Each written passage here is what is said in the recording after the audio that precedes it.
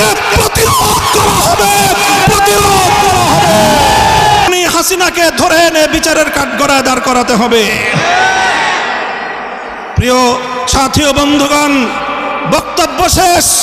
ইনশাআল্লাহ বিগত দিনে যেভাবে আমরা রক্ত দিয়েছি পিলখানায়, যেভাবে আমরা রক্ত দিয়েছি শাপলা চত্বরে, যেভাবে আমরা রক্ত দিয়েছি মোদি বিরোধী আন্দোলনে হাটহাজারীতে, যেভাবে রক্ত দিয়েছি আমরা মোদি বিরোধী আন্দোলনে ব্রাহ্মণবাড়িয়ায়, ঠিক আগামী দিনে দেশের স্বাধীনতা রক্ষার জন্য, ইসলামের হেফাজতের জন্য যদি আবার রক্ত দেওয়ার প্রয়োজন হয়, স্বাধীনতার ঝান্ডা নিয়ে রক্ত দেওয়ার জন্য প্রস্তুত থাকবে কারা?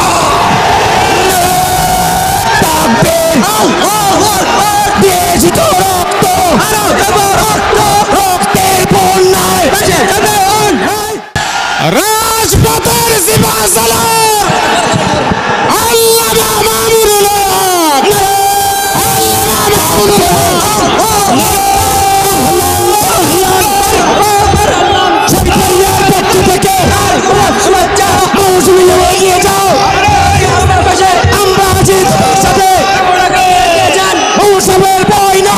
আসসালামু আলাইকুম ওয়া রাহমাতুল্লাহ। নাহমাদুল্লাহ তাআলা ওয়া নুসাল্লি আলা রাসূলিহিল কারীম, আম্মা বাদ। সংক্ষিপ্ত দুটি কথা। আমি সর্বপ্রথম অন্তর্বর্তীকালীন সরকারকে একটি ঐতিহাসিক সিদ্ধান্ত গ্রহণ করবার জন্য ধন্যবাদ জানাই।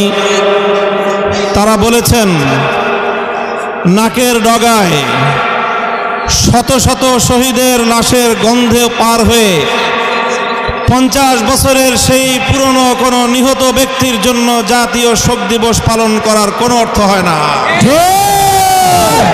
এজন্য 15ই আগস্ট শোক দিবস বাতিল ঘোষণা করে একটি ঐতিহাসিক সিদ্ধান্ত গ্রহণ করেছে। এজন্য আমি অন্তর্বর্তীকালীন সরকারকে ধন্যবাদ জানাই।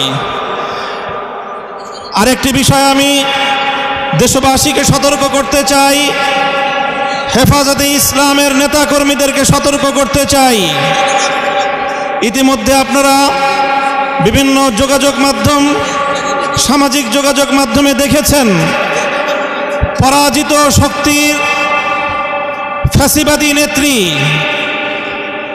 জালিম শাহী শেখ হাসিনা নরেন্দ্র মোদীর ঘরে বসে বাংলাদেশের অভ্যন্তরে 15ই আগস্টকে কেন্দ্র করে বিশৃঙ্খলা সৃষ্টি করবার জন্য তিনি উস্কানি দিচ্ছেন।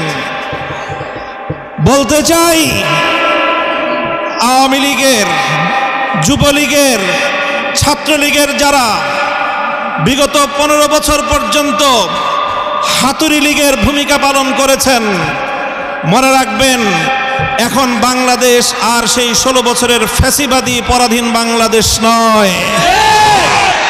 এই বাংলাদেশ আজ স্বাধীন বাংলাদেশ।